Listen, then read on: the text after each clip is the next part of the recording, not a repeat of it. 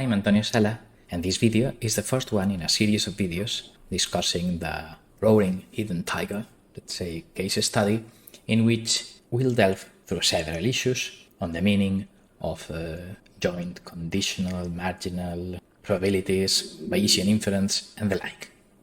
In this video, we'll just describe in intuitive terms which is the problem, and we'll introduce a conditional probability table and the joint probability table and discuss their interpretations. The thing we are going to digress about is kind of a zoo in which we have a tiger, so that, well, we have a central gate which is normally open, so the tiger wanders left, right, or whatever, but, well, we have here a cage or playground or whatever in which a zookeeper is carrying out some tasks, and then when the task finishes, the central gate closes and the person here must exit without being eaten by the tiger. So, well, the person can unlock and open any of the doors, but he or she must decide which door to unlock based only on what we hear. I mean, the doors are opaque, we cannot see through, and then the tiger roars and the noise is heard either at the left or at the right door. But, well, there is some uncertainty in the measurement, in the sense that the tiger may be here in the corridor, let's say, and the roaring may be heard at the right-hand side door, or, well, we hope that this situation is infrequent, so when the tiger is in this section, then okay, the roaring is heard at the left. We will simplify our problem to having, let's say, two random variables. Such random variables will be binary. Either the tiger will be at the left or the tiger will be at the right. That will be what we will call the tiger location state. And we also will have an observation measurement so that we may hear tiger roaring at the left door, or we may hear tiger roaring at the right hand side door. This is a simplification because, we could hear the tiger at both doors with different intensities, whatever, but in order to teach probability, we need to make abstractions and keep things simple. So we will define our problem to be the study of the relationship between these two random variables, one measurement that can take the here left, here right values, and another internal latent variable the person here cannot directly observe until he decides the door to open, which is whether the tiger is at the left side or at the right hand side. So we will assign some acronym HL HR for the observation and TL TR for the tiger location in the sequel. But okay, recall that those numbers 1 and 2, which we are defining here in this code, are just position in a list and not any quantitative measurements, something that can be added, subtracted, or whatever. I mean, these random variables are what we call categorical, just two different things, but not numerical ones, even if Matlab stores arrays and we need to tell Matlab that, okay, things related to the left side will be at the first position in a list and things related to the right side will be at the second position on the list. But of course, I could have reversed them and it would have been exactly the same. So order does not matter in this problem. Well, so this is our game, let's say, and our random variables involved.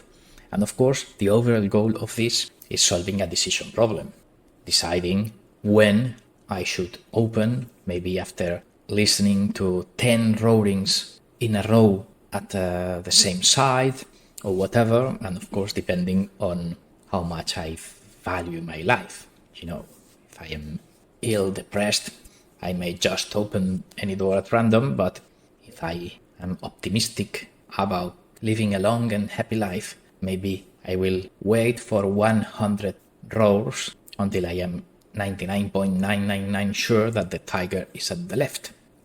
But okay, in this first problem, we are just defining things, and we are not solving the decision problem. That will take us quite a few videos.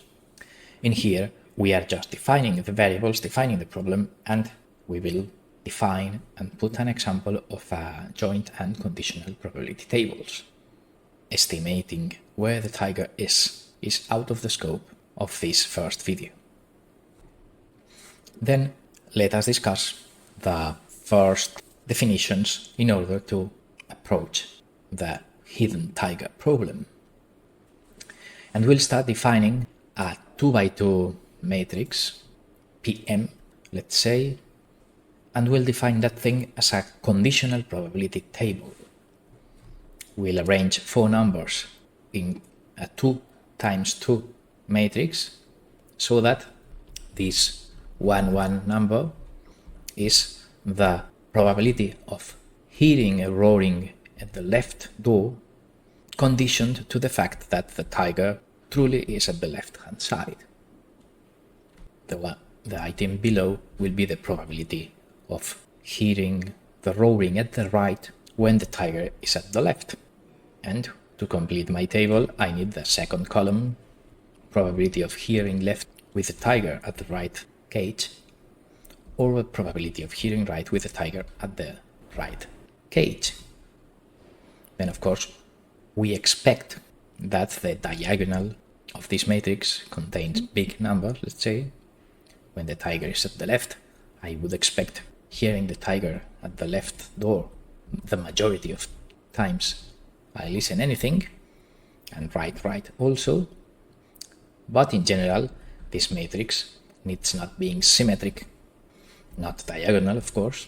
I have some noisy observations, and sometimes these are the cross-talk cases in which, the tiger is at one side, but I listen to the other side. But okay, it need not be symmetric. Maybe the corridor is larger or smells food in one side differently to the other, so these numbers are not exactly equal. What this matrix for sure will fulfill is that columns add 1.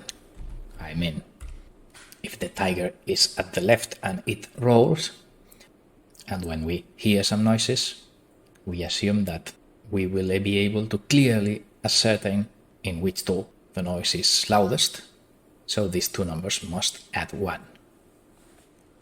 So this is a conditional probability table that, okay, in later videos we will change numbers and see what happens and what it means, but in here, well, I can define, for instance, this matrix in which this column denotes conditional probabilities when tiger is left, this column denotes conditional probabilities when tiger is right, and the first row denotes things related to hearing left, the second row denotes things related to hearing right, and of course columns add 1.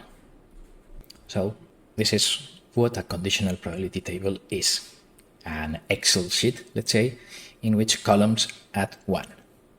Well, if you have an spreadsheet, a matrix, in which either columns or rows add 1, then that can be interpreted as a conditional probability table, understanding what these numbers mean.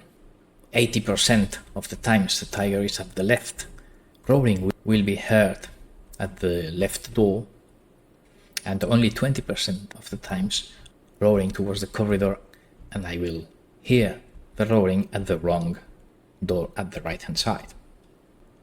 And the uncertainty on the observation is lower at the right-hand side, in the sense that, in this case, when the tiger is at the cage at the right side, then 90% of the time the tiger will roar towards the right-hand side door, and only 10% of the times it will roar towards the corridor, giving me a confusing observation at the wrong door.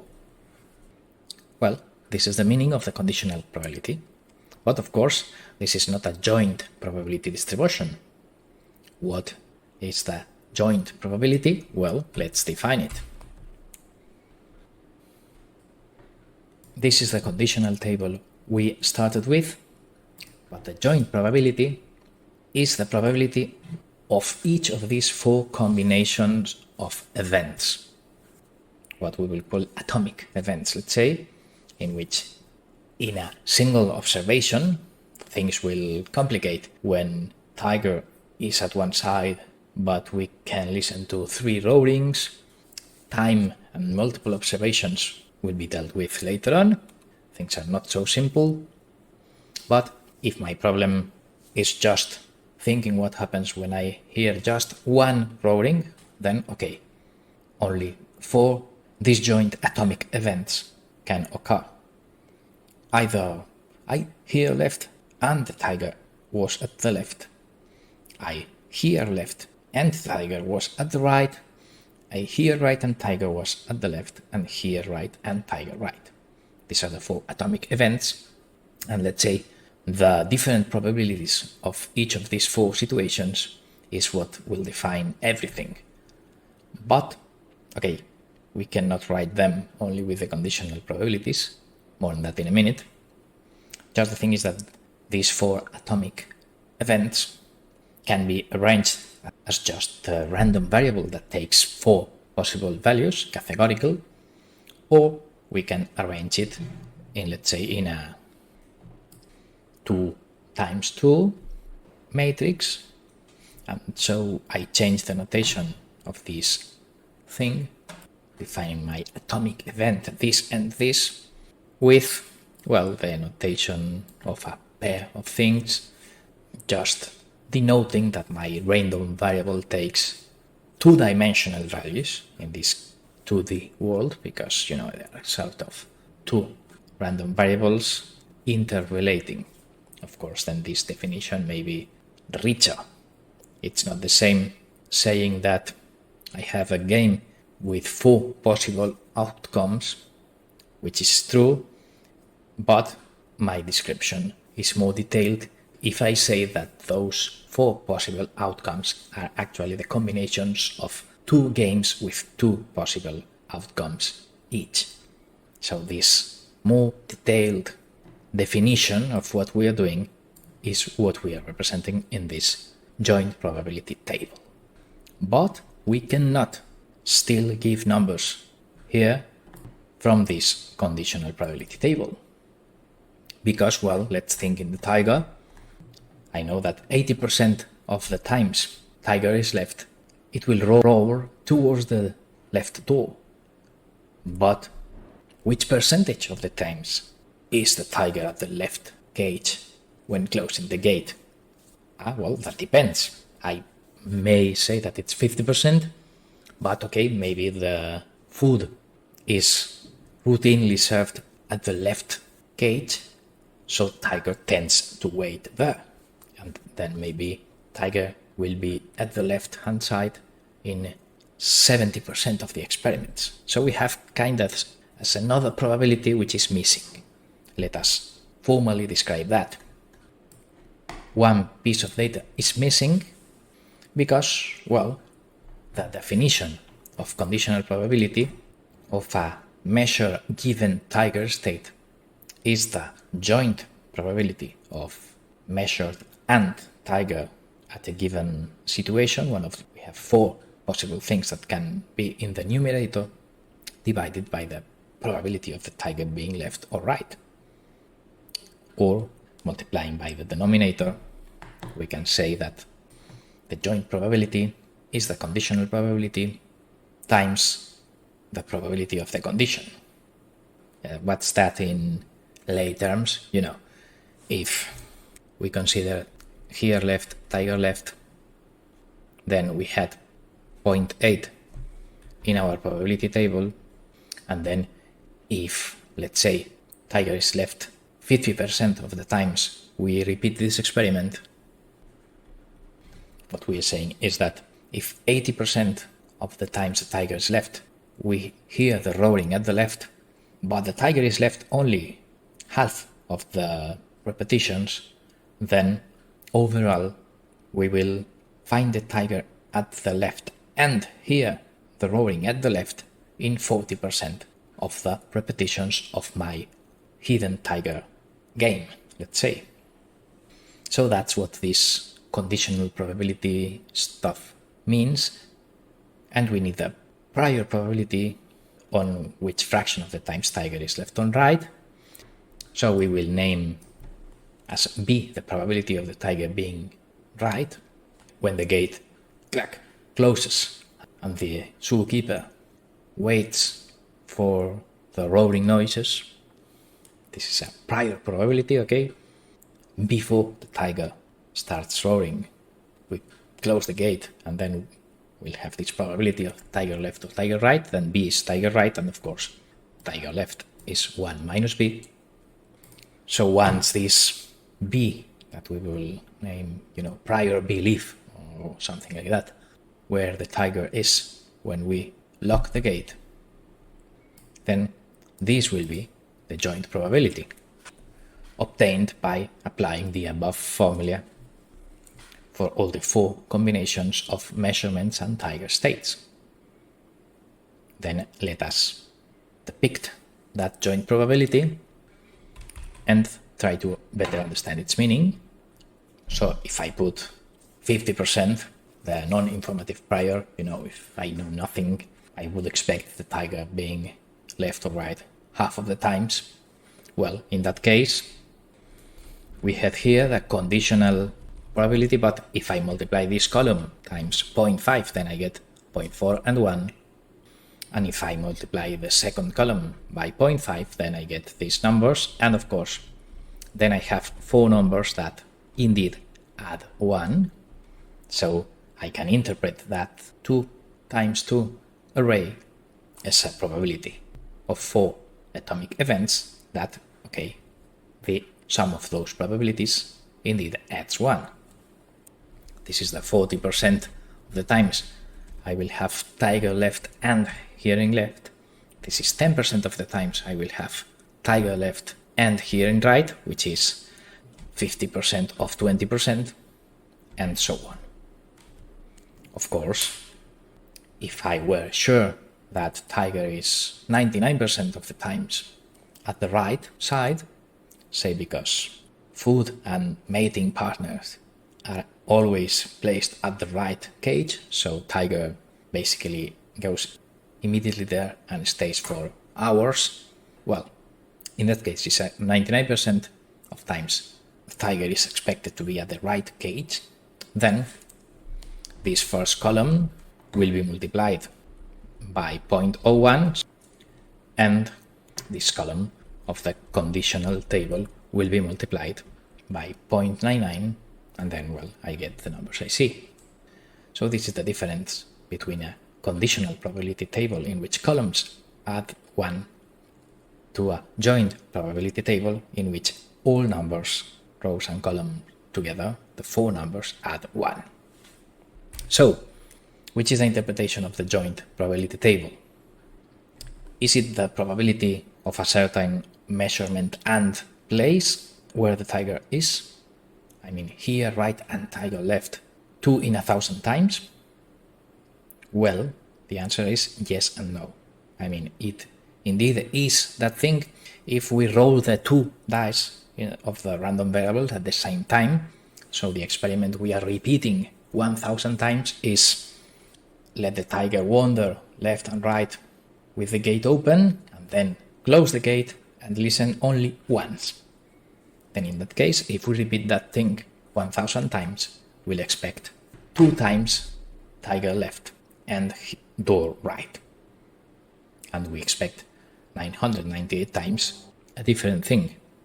So this is the random variable experiment in which indeed we can interpret that joint probability table as this frequency of events, but there is another situation in which the gate is closed and I hear one roaring, but I am not really sure on where the tiger is, so I wait to listen for 2, 3, 4 or 29 roarings until, you know, if I listen 29 times in a row something is roaring at the left, then I escape via the right hand side door.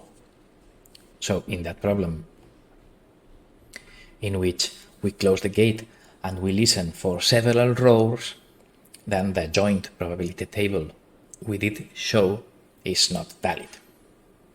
The data are correct, but, you know, in that case, let's say I need to interpret that probabilities in a slightly different way, because, you know, we have time in there, we have past observations, the tiger does not change side, so the state of the tiger, if the gate is closed, will be the same for the 10 observations. So, you know, I need to modify these tables and operate in a different way.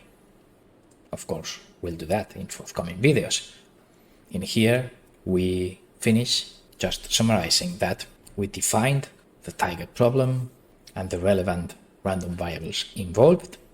We discussed the meaning of the conditional probability table, the prior tiger location probability table, well, it's just two numbers, b and 1 minus b, and the joint probability table, and all those data are the ones that must be manipulated to estimate where the tiger is or to take decisions on which door I'm going to open if I value my life a lot.